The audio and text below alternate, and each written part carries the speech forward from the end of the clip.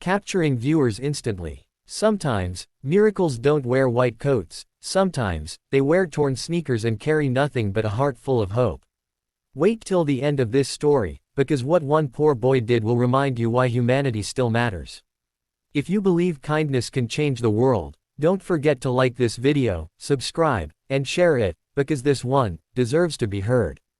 It was a cloudy evening in Atlanta when billionaire entrepreneur Richard Hawthorne stood helplessly outside the hospital ICU.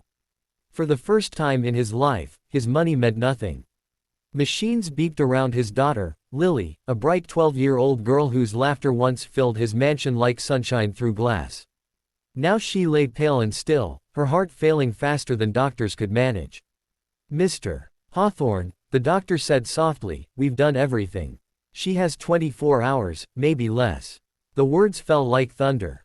24 hours. Richard stumbled out of the ICU, the world around him a blur. He had bought empires, built skyscrapers, and crushed competitors.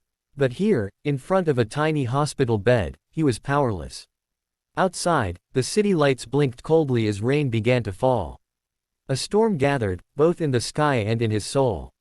Meanwhile, across the street from that same hospital, Jamal, a 14-year-old black boy, sat on a park bench under a flickering streetlight. His sneakers were worn, his hands calloused from helping his mother clean offices every night. But Jamal was no ordinary kid. He was brilliant, obsessed with science, medicine, and how the human heart worked. Every night, he'd sit outside the hospital library window, reading medical books through the glass because he couldn't afford to go in. That evening, as thunder cracked and rain soaked through his thin hoodie, Jamal saw a man sitting on the curb, crying. It was Richard. Something inside Jamal made him walk over. "Sir, are you okay?" the boy asked gently. Richard looked up, shocked. Nobody had ever spoken to him like that in years, especially not a poor kid. "My daughter's dying," he whispered, voice breaking. "And all the money in the world can't save her." Jamal sat beside him silently. "Sometimes, it's not about money," he said. "It's about believing in something bigger." Richard stared at him, at his torn clothes, his pure eyes. "What would you know about that?"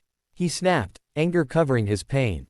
But Jamal didn't flinch. "I know my mom's been sick for years, and I pray every night. Not for money, but for time. Maybe your daughter just needs time too." The next morning, Lily's condition worsened. Machines screamed, nurses rushed, and Richard felt the world collapsing. He was told to say goodbye. That's when Jamal walked into the hospital lobby. He wasn't supposed to be there, no visitors were allowed. But somehow, he convinced the receptionist to let him see Lily. When he entered the ICU, everyone stared. The little black boy stood beside the pale girl, holding a small, crumpled flower he'd picked from outside, the last one standing in the rain. He placed it beside her bed and whispered, "Hey, my name's Jamal. You don't know me, but I think you're stronger than they say." He started humming softly, a tune his mother used to sing when she couldn't afford medicine. It wasn't magic, but it felt like it. The air shifted. The machines steadied. Lily's pulse, once fading, grew stronger. Doctors ran in, confused. "What did you do?" one asked. Jamal shrugged, eyes wet. "I just talked to her. Told her not to give up." Over the next hours, Lily's vitals continued to rise. Doctors called it a medical anomaly. But Richard called it something else, a miracle. He asked Jamal how he even knew to come. The boy smiled shyly. "Last night, I dreamed about a girl in a white room who was crying. I felt like I had to come here today." Richard couldn't explain it, but he believed it. Days later, Lily opened her eyes for the first time in a week. When Richard told her about Jamal, she smiled weakly and whispered, "Can I meet him?" Jamal came in, holding another tiny flower. Lily giggled, "You saved me." He shook his head. "No, you saved yourself. I just reminded you how strong you are." Weeks passed, and Lily grew healthier. Richard, forever changed, invited Jamal and his mother to his mansion. They were speechless. Marble floors, chandeliers, a world they'd only seen on TV. At dinner, Richard announced something that shocked everyone. "From today," he said, "Jamal's education, his mother's treatment, their future, I'll take care of it all. Because this boy reminded me what no doctor or fortune could, humanity." Tears filled Jamal's mother's eyes. She whispered, "Thank you, sir." But Richard shook his head. "No. Thank him. He saved my daughter's life, and maybe, my soul."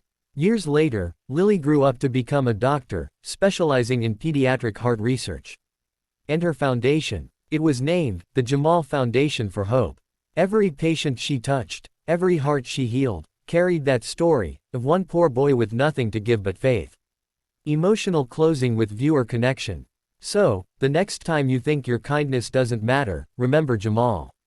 He didn't have money, he didn't have power, but he had heart.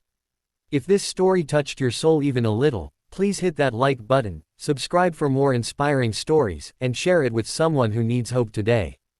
Because sometimes, the smallest hearts make the biggest miracles. Heart.